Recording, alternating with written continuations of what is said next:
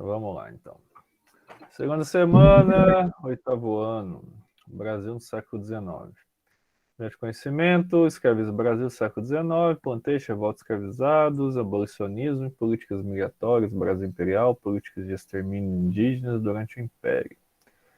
Então, aqui as habilidades, o conteúdo relacionado ao legado da escravidão no Brasil, os preconceitos enraizados na sociedade brasileira, movimentos abolicionistas, aqui é tudo a mesma coisa lá da semana 1. Olá, estudante. Nessa semana do PET, iremos analisar o processo de abolição da escravatura no Império Brasileiro e as consequências até a contemporaneidade da mácula da escravidão para a população negra e parda. Iremos também caracterizar a política imperial em relação aos povos originários, que são os indígenas. Então, a Lei Áurea, a Lei de Cotas. Então, após a Lei Eusébio de Queiroz, que proibiu o tráfico de escravizados e escravizadas, ganha força a campanha abolicionista do Império do Brasil. Mais e mais pessoas passaram a defender a liberdade dessa população, penalizada como propriedades e sem liberdade. Mas os principais donos escravizados eram justamente aqueles que detinham o poder de aprovar ou não mudanças nas leis. O avanço do abolicionismo, atrelado às mudanças trazidas pela expansão industrial, associado à luta de resistência da população escravizada, foram pressionados por mudanças. Em 1871 foi promulgada a Lei do Ventre Livre, que libertava todas as crianças nascidas de ventre escravizado a partir daquele momento. Então tem a primeira lei, a Lei do Ventre Livre. Em 1885 foi promulgada a Lei de Sexagenário, que libertava de forma compulsória escravizados maiores de 60 anos. E por fim, 13 de maio de 88, foi assinada a Lei Áurea, que extinguiu a escravidão no Brasil. A libertação dos escravizados sem indenização de seus donos e donas fez com que esses e essas passassem a apoiar a causa republicana, republicanos de 13 de maio, o que acelerou a derrubada da monarquia e a implementação da república. Então, o que acontece? As pessoas que tinham escravos, elas não receberam indenização por terem que libertar os escravos. E isso desagradou boa parte dos fazendeiros na época, né? Que querendo ou não, eles que eram os donos do poder. E já que o imperador não fez isso, eles quiseram tomar o poder. Então eles viram na parte da república, né, a chance do que eles tivessem a participação política mais efetiva. Porém, o fim da escravidão não significou necessariamente inserção socioeconômica e melhoria de vida de negros e negras e pardos e pardas. Essa população continuou sofrendo discriminação, segregação, falta de empregos, de salários dignos, de moradia e, devido aos conceitos racistas da época, era defenestrada e preterida frente aos imigrantes brancos de origem europeia. As populações indígenas consideradas tolas e ingênuas, além de ocuparem terras de interesses de fazendeiros e imigrantes, também foram vilipendiadas. O dia deve ser lembrado pela farsa da abolição. A celebração desta data esconde que o fim da escravidão foi resultado de um longo processo de resistência e luta e não de uma concessão dada pela princesa Isabel. Então, a princesa Isabel muitas vezes é colocada como a princesa boazinha e tudo mais, só que longe disso, né? Já tiveram várias pressões aqui no Brasil para que a abolição da escravatura acontecesse bem antes. Então, ela só foi um artifício ali que, que ela foi lá e assinou uma lei que, na verdade, foi bem tardia, né? Necessário afirmar que houve revoltas, rebeliões, formações de quilombos, movimentos urbanos e rurais, com apoio de intelectuais negros e brancos contra a escravidão e pela libertação do povo negro. A transição para a nova sociedade pautada pelo trabalho livre foi marcada pela exclusão violenta da classe trabalhadora negra operada pelo racismo institucional. Esse processo excludente foi responsável pela construção de barreiras sociais e econômicas como resposta das elites coloniais para dificultar a inclusão dos negros e negras no novo regime pós-abolição.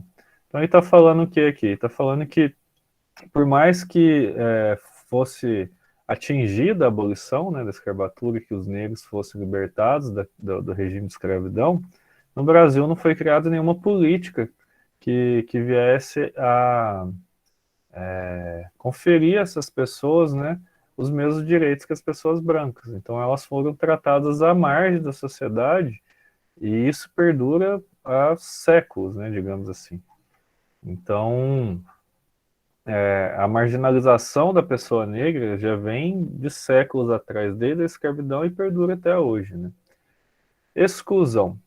Dados confirmam que negros no Brasil ainda vivem uma escravidão moderna, provocada por um profundo contexto de desigualdade.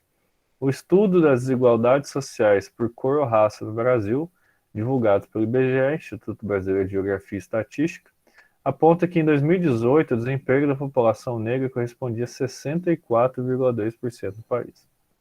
As mulheres negras têm 3 vezes mais chances de serem vítimas de feminicídio do que mulheres brancas. No mundo do trabalho, as trabalhadoras negras no Brasil são a maioria das chefes de família, mães solos, são mães solteiras, né? Que foram às vezes abandonadas pelos maridos e tudo mais, ou tiveram filho e o pai abandonou. A maioria dos trabalhadores, a maior parte das trabalhadoras domésticas, muitos sem carteira assinada, muitas na informalidade. São as primeiras afetadas pela retirada de direitos, pela crise econômica e pelo desemprego. Sobre política de cotas. Aqui são as cotas nas universidades e demais instituições de ensino público no país.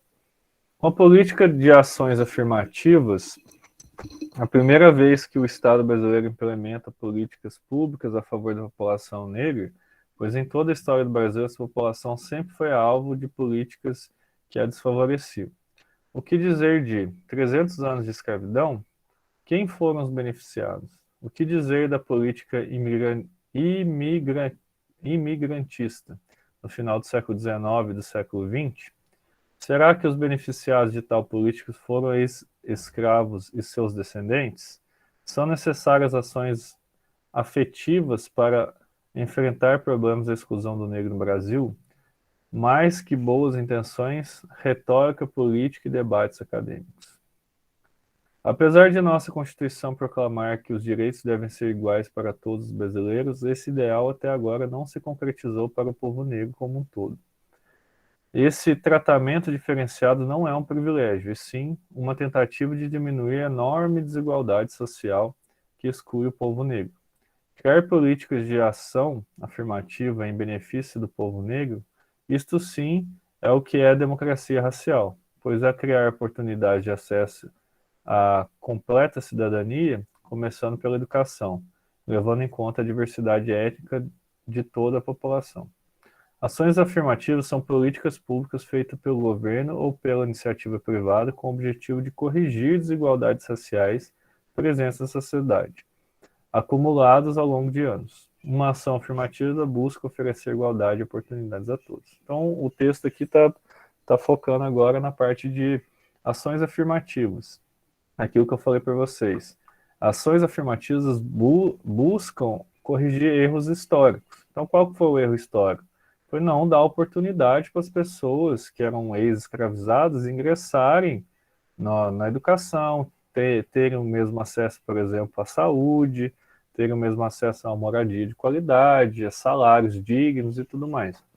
Então, essa parte de você criar medidas dentro, por exemplo, de universidades que visem o ingresso de pessoas pretas, isso faz com que essas pessoas se formem e tenham possivelmente uma inserção no mercado de trabalho, ganhando salários melhores. Isso faz com que a cadeia gire, favorecendo essas pessoas, que elas não tinham oportunidades antes dessas políticas, né? Além das questões dos escravizados e das escravizadas, os seus descendentes, é importante salientar a posição dos povos indígenas na política do Império do Brasil.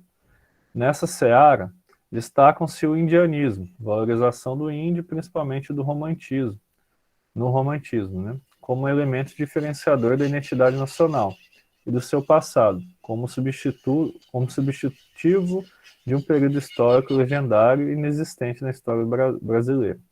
E a política indigenista imperial. cidadania, mão de obra, soberania nacional e políticas específicas para as comunidades indígenas, remoção e reunião de aldeias. Então, foi uma política desastrosa, né? Você colocar índios que têm identidades e culturas diferentes em um mesmo local. Então, a questão indígena no Brasil também é uma questão assim bem conturbada, porque o que a gente vê hoje são políticas que querem que garimpeiros, extratores de madeira e o pessoal também que é ligado à agropecuária, são leis que o governo estão criando hoje, que estão em votação no Congresso e no Senado, que viabilizam que essas pessoas entrem nessas regiões que já são demarcadas para os indígenas. E isso é uma coisa assim que é inadmissível. Além de você pegar e tirar o direito do indígena viver no ambiente onde ele já se instalou há centenas de anos atrás com suas famílias, você também está fazendo com que derrube a floresta e degrade o meio ambiente. Então, os índios hoje, para a gente, eles são um símbolo de preservação ambiental. Eles são pessoas assim ligadas principalmente com a natureza. Então, o resguardo das políticas indigenistas no Brasil, eles viabilizam também a sustentabilidade, viabilizam a questão também da preservação das florestas e tudo mais. Então é importantíssimo, além da cultura do indígena, além desse processo de, como que eu posso falar, de respeito, né, à cultura deles e tudo mais, tem também essa questão do ambiente, né, que a gente está devastando cada vez mais. Atividades. Quais as leis abolicionistas promulgadas em 1850 e 1888? A 1850, se eu não me engano, é Eusébio de Queiroz. Deixa eu só dar uma conferida aqui no coisa. Lei 1850. Não, é lei de terras? Não é lei de terras. Sei que fosse Eusébio de Queiroz. Então, 1850. A lei de terras viabilizava, viabilizava a compra de terras somente pelos grandes proprietários, pois os preços eram exorbitantes. Em 1888, Lei Áurea, abolição da escravidão no Brasil, sem indenizações. Ninguém foi indenizado. Certo? 2. Por que as leis de cotas são um tipo de política de ação afirmativa? Pois essas leis visam implementar igualdade racial no Brasil, principalmente nas áreas de educação e serviços públicos. A política de cotas foi pioneira no país ao ofertar vagas exclusivas às populações negras, indígenas e aos pobres. Então, o sistema de cota não é só entre negros, índios e aos pobres, não. Também entram vocês que tem aula em escola pública, tá? Então, boa parte das vagas, elas são ofertadas para os alunos de escola pública dentro das universidades.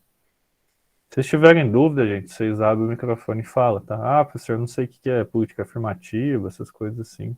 Vocês me dão um toque. Ou se eu escrever alguma coisa que vocês não concordam também, fica à vontade. 3. O que foi indianismo? Então, indianismo está no finalzinho aqui, ó. Aqui, ó.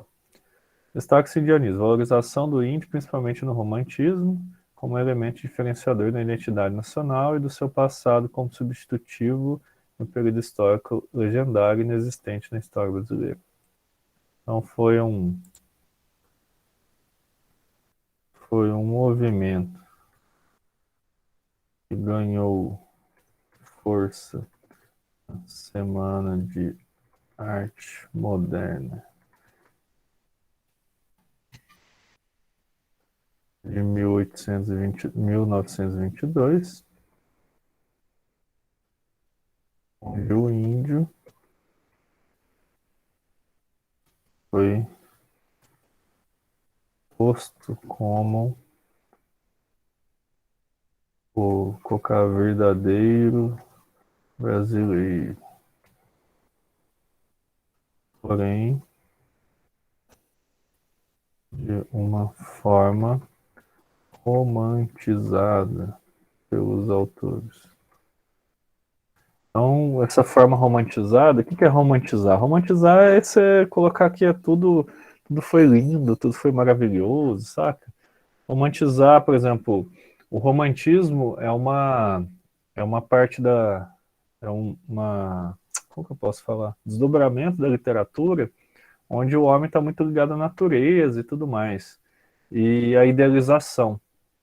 Então você falar assim, você está sendo muito romântico, é aquela pessoa assim que, sabe aquela pessoa que sonha alto, todo mundo é lindo, tudo é maravilhoso, nossa, isso vai acontecer dessa forma. Mas você fala assim, para de ser romântico, não é assim que acontece. Então, o contrário do romantismo é o realismo. Então, traz aquela pessoa, traz o que? As questões pessoais, né? As questões que abarcam o ser humano mesmo, que são os problemas, falar que não é tudo assim, do jeito maravilhoso que a pessoa está pensando e tudo mais. Mas isso aí a professora de português pode falar melhor desse movimento do que eu, né? Eu estudei, mas estudei bem assim, superficialmente, né? Ela já vai falar dos movimentos e tudo mais. Enem. Em todo o país, a Lei 13 de maio de 88 libertou poucos negros em relação à população de cor. A maioria já havia conquistado a alforria antes de 88, por meio de estratégias possíveis. No entanto, a importância histórica de 88 não pode ser mensurada apenas em termos numéricos. O impacto que a extinção da escravidão causou numa sociedade constituída a partir da legitimidade da propriedade sobre a pessoa não cabe em cifras. Texto 2. Nos anos imediatamente anteriores à abolição, a população livre do Rio de Janeiro tornou-se mais numerosa que a diversificada. Os escravos, bem menos numerosos que antes, e com os africanos mais aculturados, certamente não se distinguiam muito facilmente dos libertos e dos pretos e pardos livres habitantes da cidade. Também já não era razoável presumir que uma pessoa de cor seja provavelmente cativa, pois os negros libertos e livres poderiam ser encontrados em toda parte. Sobre o fim da escravidão no Brasil, o elemento destacado no texto 1, que completa os argumentos apresentados no texto 2, é a variedade das estratégias de resistência dos cativos, o controle jurídico exercido pelos proprietários, a inovação social representada pela lei, a ineficácia prática da libertação, o significado político da abolição. E aí, qual que vocês acham que está certo?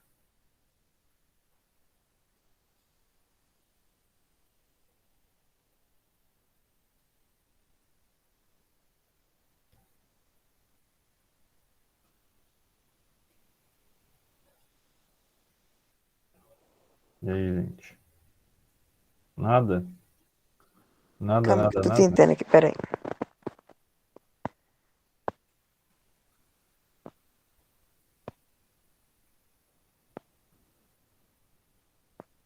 A letra E?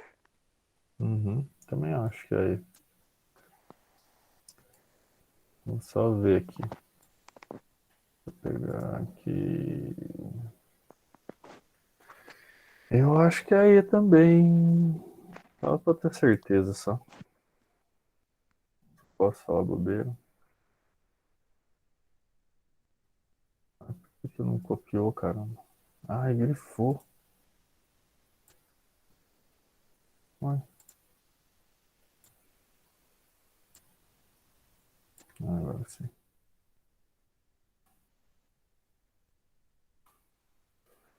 Grifou.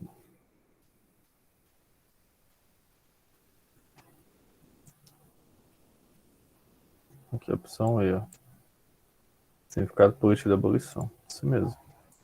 Acertemos. É que na semana 3 já. Vocês têm alguma dúvida nessa aqui? José, Ana, Ian. Não, professor, dúvida nenhuma. Eu não tenho dúvida nenhuma, não. Então tá bom, então. Suave. Então beleza.